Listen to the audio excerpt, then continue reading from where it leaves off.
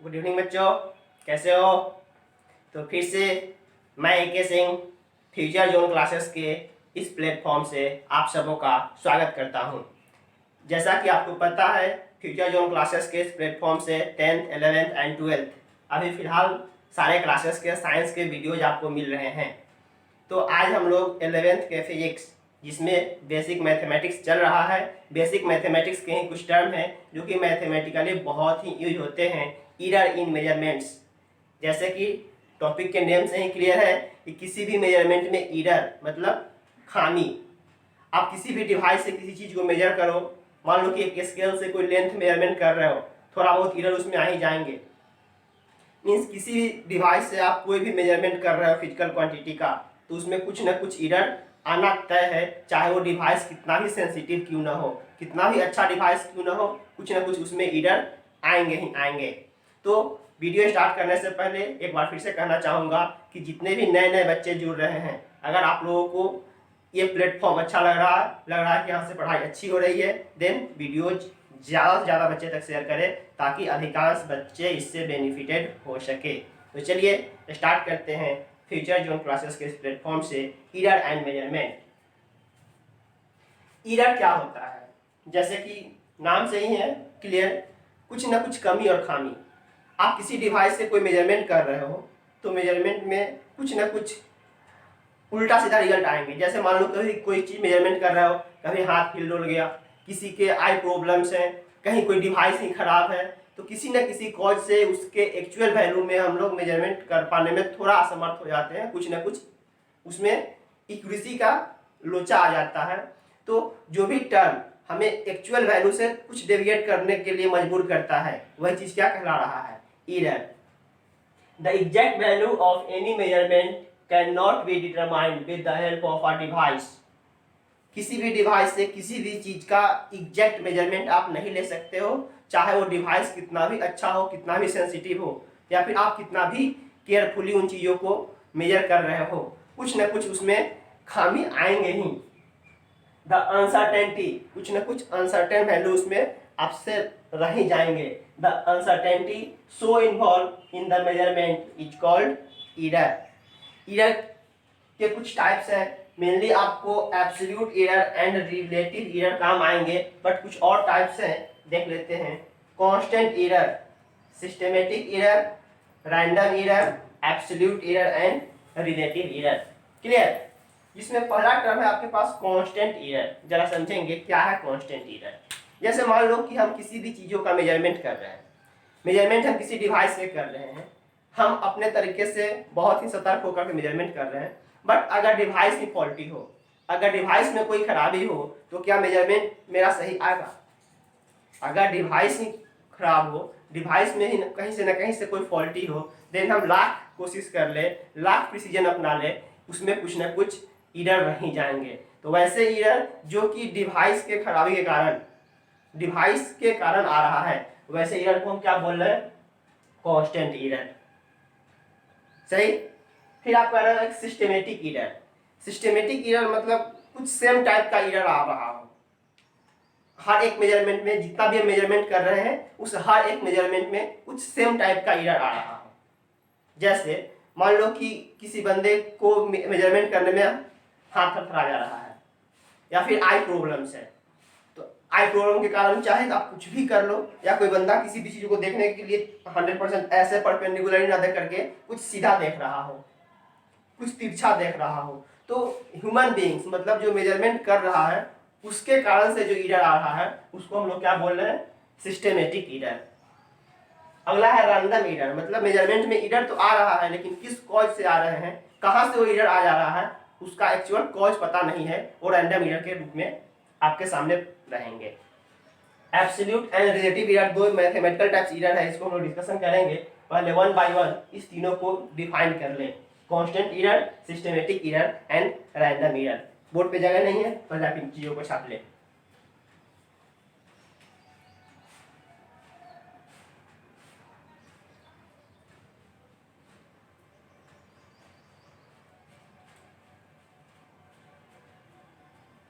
चलिए पहला error define करते हैं हम लोग, constant error.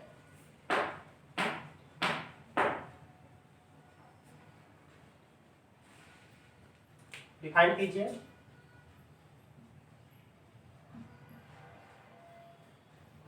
Constant error in number of measurement in number of measurements if same type same types of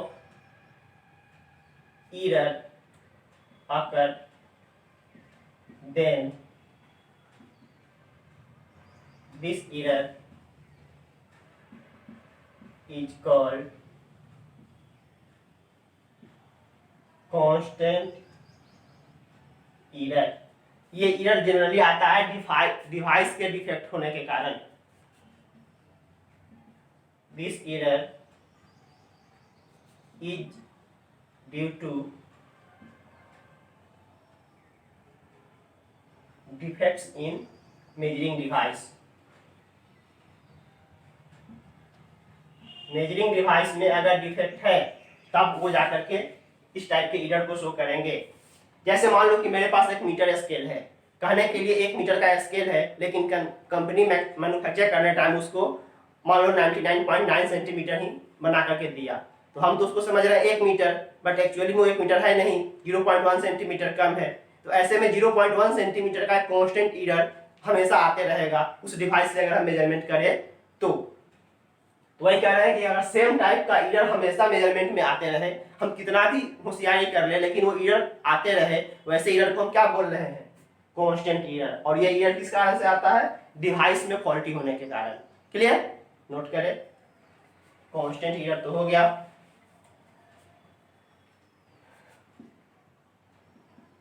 दूसरा देखते हैं सिस्टेमेटिक एरर।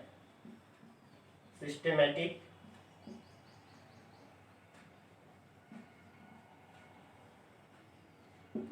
सिस्टेमेटिक एरर क्या होता है? सिस्टेमेटिक एरर मेजरमेंट करने वाले बंदे के कारण आते हैं। सिस्टेमेटिक एरर अगर सेम साइन का हर एक ऑब्जर्वेशन में, हर एक रिजल्ट में, हर एक मेजरमेंट में अगर सेम साइन का एरर आए, देन उस टाइप के एरर को क्या बोल रहे हैं? Systematic error. In number of measurement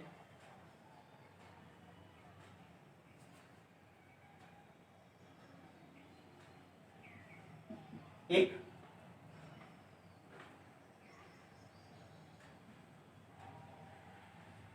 same in number of measurements, if all errors are of same sign, अगर हर एक एरर एक ही साइन का आए, मतलब हमेशा एक्चुअल वैल्यू से कम नहीं तो एक्चुअल वैल्यू से ज्यादा, मतलब निगेटिव के सेंस में नहीं तो पॉजिटिव के सेंस में, हमेशा एक ही साइन का एरर आए। क्या लिखे? In number of measurements if all errors are of same sign, then this types of error is called systematic error. Systematic error. और ये सिस्टेमेटिक एरर किस कारण से आता है? मेजरिंग बंदा, जो मेजरिंग पर्सन है, जो कि डिवाइस मेजरमेंट कर रहा है, उसके डिफेक्ट्स के कारण। जैसे मान लो कि किसी बंदे को मेजरमेंट करने में समथिंग कुछ अगर हाथ किल्ड हो जा रहा हो, या डिफेक्ट्स ऑफ विजन हो, आंख कुछ खराब हो, तो ये ह्यूमन एरर के नाम से भी जाना जाता है। जो सिस्टेमेटिक एरर है इसको हम लोग ह्यूमन एरर भी बोलते हैं, मतलब वो ह्यूमन बीइंग्स उन चीजों को एरर लेकर के ला रहा है।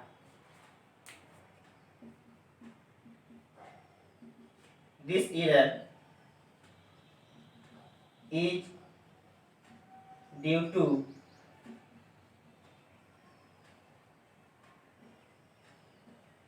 ह्यूमन बीइंग्स जैसे defects in vision, defects of vision के कारण भी वो एरर आ सकता है। तो ऐसे एरर को हम क्या बोल रहे हैं? Systematic error. ये हमेशा आते रहेगा। और सेम साइन के आएंगे, मतलब या तो एक्चुअल वैल्यू से कम आते रहेंगे वैल्यू, नहीं तो एक्चुअल वैल्यू से ज्यादा आते रहेंगे वैल्यू। क्लियर? ये रहे सिस्टमेटिक ईरर, नोट कीजिए।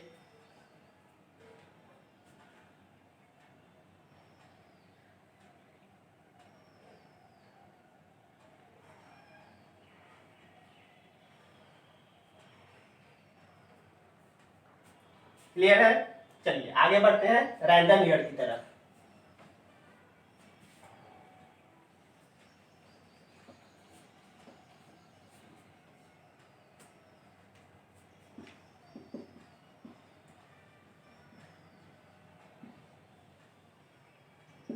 रैंडम ईरर ऐसा ईरर जिसका कोई कॉज पता नहीं हो। किस कॉज से ईरर आ रहा है, कॉज पता नहीं है, कॉज नोन नहीं है, लेकिन ईरर है, उसको कहां लेके जाएंगे? रैंडम ईरर में।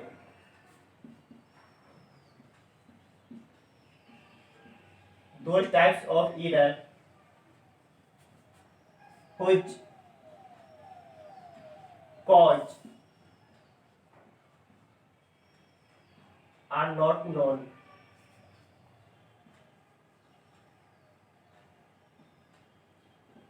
are called random error। ऐसे एरर जिसके कॉज पता नहीं हो, क्या बोल रहे हैं? रैंडम एरर के नाम से जान रहे हैं। क्लियर? चौथा जो कि ज्यादा इंपॉर्टेंट है, एब्सोल्यूट एरर।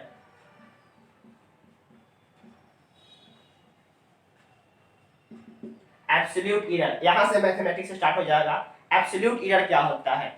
जैसे मान लो किसी भी ऑब्जेक्ट का एक्चुअल मेजरमेंट कितना है वो पता है, और हम जो मेजर कर रहे हैं मेजर्ड वैल्यू क्या है वो पता है। दोनों का difference, the difference of actual value and measured value, या true value and observe value. True value या एक्चुअल वैल्यू एक ही टर्म है, मेजर्ड वैल्यू या ऑब्जर्व वैल्यू एक ही चीज है। तो इसको आप कह सकते हो the difference between actual value, actual या फिर उसको ट्रू बोल रहे हो, actual value, the difference between actual value या true value and measured value, measured value is called absolute error. क्योंकि ईरर कभी भी निगेटिव नहीं होता है, हमेशा ईरर को पॉजिटिव मैग्नीट्यूड में मतलब मॉडुलस में डाल के निकालते हैं। जैसे मान लो किसी भी ऑब्जेक्ट का एक्चुअल वैल्यू 10 यूनिट है, लेंथ हम मेजरमेंट कर रहे हैं 10 यूनिट एक्चुअल लेंथ है, हम मेजरमेंट किए तो एक बार आया 9.5, तो इस बार डिफरेंस कितने का है? 10 माइनस 9.5, 0.5 का ईरर आ गया। एक बार हम मेजरमेंट किए तो आ गया 10.5, तो एक्चुअल 10 था, उधर 10.5 आ गए, तो एक्चुअल और माइनस एब्जॉर्ब करोगे तो 10 और माइनस 10.5 माइनस में वैल्यू आ रहे हैं, लेकिन हम लोग माइनस में वैल्यू नहीं करते हैं। जो वैल्यू ज्यादा होता है उसमें से कम वाले को घटाते हैं, या फिर यूं कहो कि मॉडुलस में डाल करके निकालते हैं। सही? यहाँ पर आप एक पॉइंट करके लिखोगे, error never be negative. Error कभी भी नेगेटिव नहीं हो सकता है, इसलिए एब्सोल्यूट ईरर को हम क्या लिख सकते हैं? मॉडुलस ऑफ ट्रू वैल्यू या फिर actual value minus measured value. Measure value और ट्रू वैल्यू का डिफरेंस मॉडुलस में, मतलब रिजल्ट हमेशा पॉजिटिव बना के रखने के लिए क्या कह रहे हैं? Absolute error. Actual value and measured value का difference, actual value and measured value का डिफरेंस क्या कहला रहा है? Absolute error. नोट कीजिए।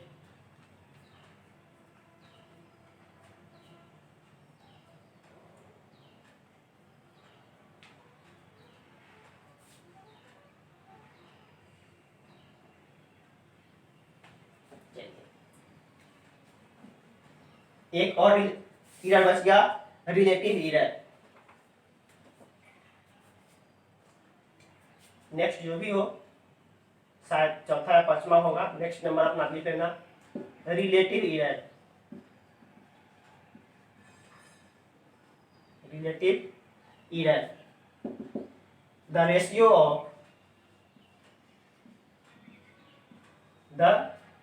Of absolute error to the true value, मतलब actual value, is called relative error. Relative error that is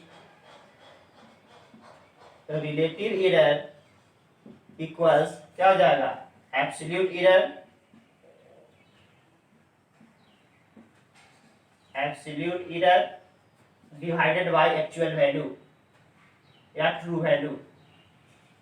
true या इसी को बोल रहे हैं एक्चुअल वैल्यू। सही, ये रहा आपके पास रिलेटिव एरर निकालने का value, absolute error by actual value. सही, let A bar actual value, delta A absolute error, then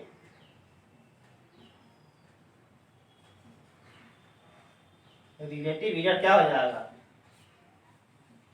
delta A by ए बार।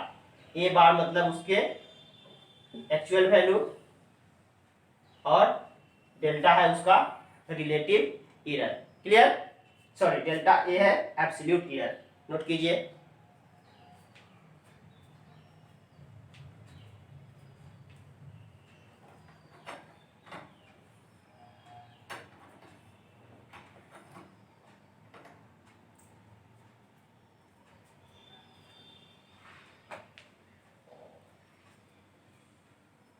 अगर यहीं पे आपसे मांगे परसेंटेज रिलेटिव एरर, तो परसेंटेज रिलेटिव एरर का क्या करेंगे, इंटू 100 कर देंगे।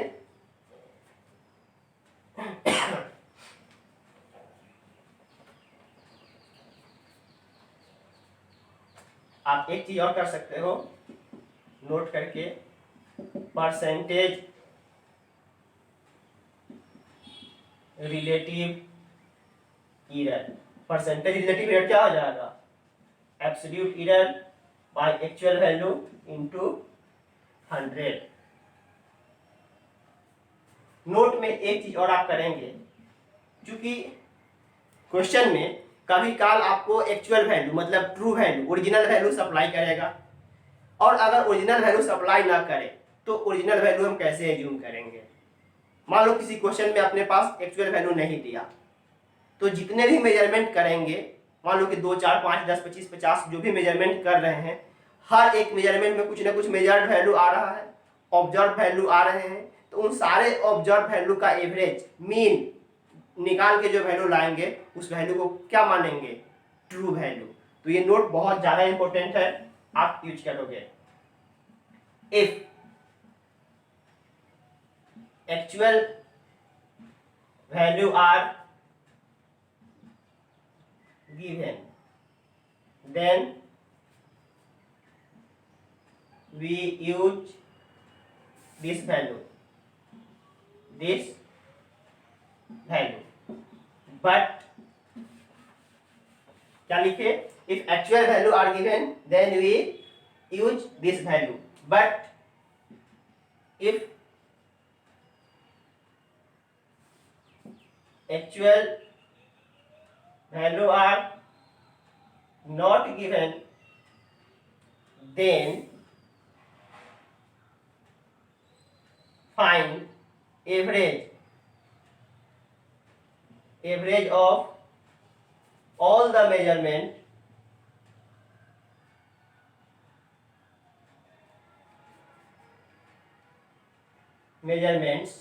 then find average of all the measurements and treat it as actual value, that is हम एक्चुअल वैल्यू निकाल सकते हैं जो भी मेजरमेंट हो रहा है A1 plus A2 plus A3 plus मान लो कि हम n मेजरमेंट किए हैं AN डिवाइडेड बाई n।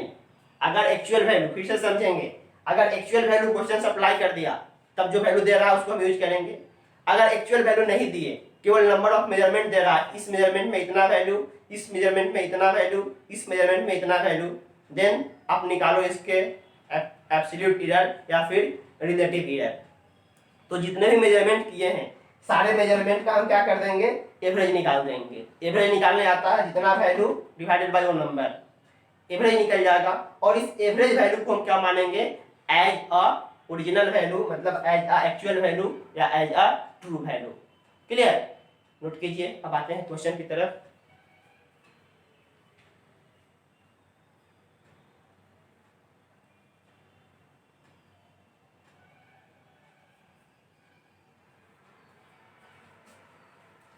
चलिए एक क्वेश्चन करते हुए आज के क्लास को एंड करेंगे।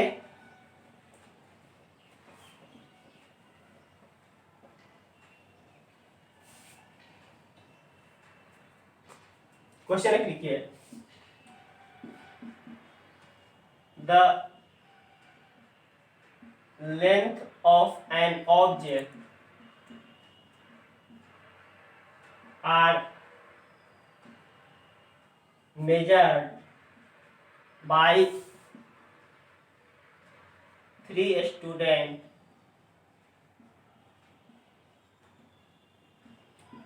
are 5.2 meter, 4.98 meter, 5.12 meter.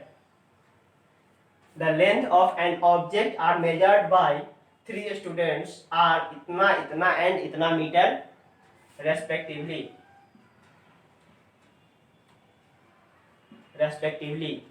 Then find absolute and relative error by each students. हर एक स्टूडेंट से हमें एब्सोल्यूट और रिलेटिव एरर चाहिए कि हर एक स्टूडेंट ने कितना कितना एरर मेजर किया है। अब आप यहाँ देखो क्वेश्चन में क्या दिया, लेंथ मेजर किया, एक ने किया 5.2 मीटर, एक ने किया 4.98 मीटर और एक ने किया 5.12 मीटर। सबने अपना अपना लेंथ मेजर कर दिया, एक के अकॉर्डिंग इतना, दूसरे के अकॉर्डिंग इतना, तीसरे के अकॉर्डिंग इतना। बट एक्चुअल लेंथ क्या है इस क्वेश्चन में कहीं कुछ बोला ही नहीं कि मेरे उस सबस्टांस का जो ऑब्जेक्ट है मेजर कर रहे हैं उसका एक्चुअल लेंथ क्या है, पता ही नहीं है। तो एक्चुअल लेंथ निकालने के लिए क्या करेंगे, सबका एवरेज निकाल देंगे। पहले आप निकालो ट्रू लेंथ, ये वैल्यू क्या हो जाएंगे 5.2 प्लस 4.98 प्लस 5.12 डिवाइडेड बाई 3। सही है? आप इन चीजों को लिख दो, 2 8 10 0 हासिल 1 1 2 9 11 2 13 3 हासिल 1 5 5 10 4 14 1 15 15.3/3। सही है क्या? ठीक है, 15.3/3। आप इसको कट कर दो, 5.1 वैल्यू क्या आ गया 5.1 मीटर। ये 5.1 मीटर क्या निकाल लिए हम, एक्चुअल वैल्यू। चूंकि एक्चुअल वैल्यू क्वेश्चन नहीं दिया, देन सबका एवरेज करके हम एक्चुअल मान लिए इतना, इसलिए अब 1 बाय 1 कर लो। Absolute error by first student, पहले स्टूडेंट का एब्सोल्यूट एरर कितना आएगा, एक्चुअल वैल्यू आप यहाँ एक बार लिख दो, actual value minus measured value. Actual value कितना है, ये true value 5.1 minus first student ने कितना मेजरमेंट किया है 5.2 मॉडुलस लगाए हुए वैल्यू कितने का आएगा 0.1 मीटर का। 0.1 मीटर का क्या निकल गया एक्चुअल मतलब एब्सोल्यूट एरर, इसलिए आप निकाल दो रिलेटिव एरर या फिर परसेंटेज रिलेटिव एरर निकाल दो। Relative error by first student का रिलेटिव एरर क्या होगा absolute error by original value. Absolute error by original value, absolute error 0.1 by original value 5.1 मतलब 1/51। क्लियर। तो ये क्या रहा इसके रिलेटिव एरर। सही। वैसे ही आप निकालो absolute error by second student. हम मिटा रहे हैं यहां से, केवल यहां पर सेकेंड करेंगे। Absolute error by second student actual value minus measured value. Actual value तो 5.1 है और सेकेंड स्टूडेंट ने कितना मेजर किया है 4.98। ये वैल्यू है 4.98। क्लियर। अब आप इसको घटा लो 5.10 माइनस 4.98 सब्ट्रैक्ट करने के बाद वैल्यू कितना आएगा 98 10 12 0.12। सही है क्या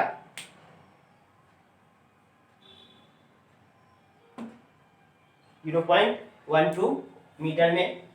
and relative error by second student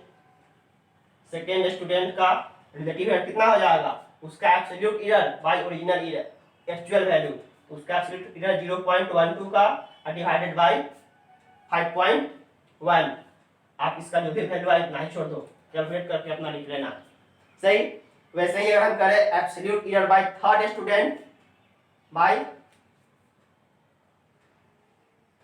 third student तो एक्चुअल वैल्यू और माइनस थर्ड का ऑब्जर्व वैल्यू कितना है 5.12। क्लियर। तो 0.5.1 वैल्यू कितने का आएगा 0.02। सही है क्या सही है 0.02 मीटर। इसलिए relative error by third student तो इसका अपना एरर 0.02 बाय एक्चुअल वैल्यू 5.1। जो भी वैल्यू है आप यहाँ पर कैलकुलेट कर लो।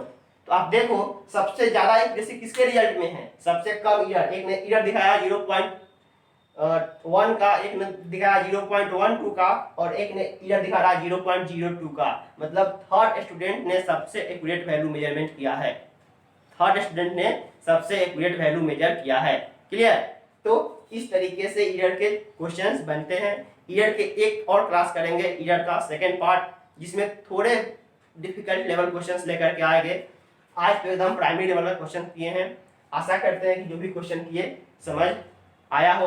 तो आज के लिए इतना ही रहने देते हैं। नेक्स्ट क्लास में फिर मिलते हैं एक फ्रेश टॉपिक के साथ, एरर एंड मेजरमेंट का सेकेंड पार्ट, जिसमें हम लोग थोड़ा सा ऊपर उठ के क्वेश्चन को करेंगे। तब तक के लिए इतना ही, बाय।